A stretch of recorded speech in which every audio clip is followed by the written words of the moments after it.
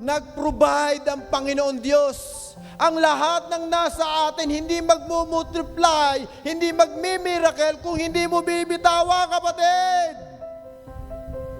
Sa iyong sitwasyon, sa iyong nararanasan sa buhay na nagbibigay sa iyo ng pasakit, mayroon at mayroong bagay na gagamitin ng Diyos para maranasan mo ang breakthrough at dumaloy ang provision ng Panginoon Diyos sa iyong buhay. Say amen!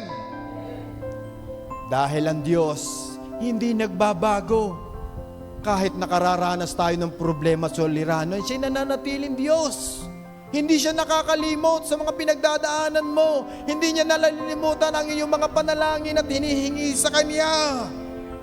Dahil ang Diyos, tinuturuan tayo na mag-depend on Him.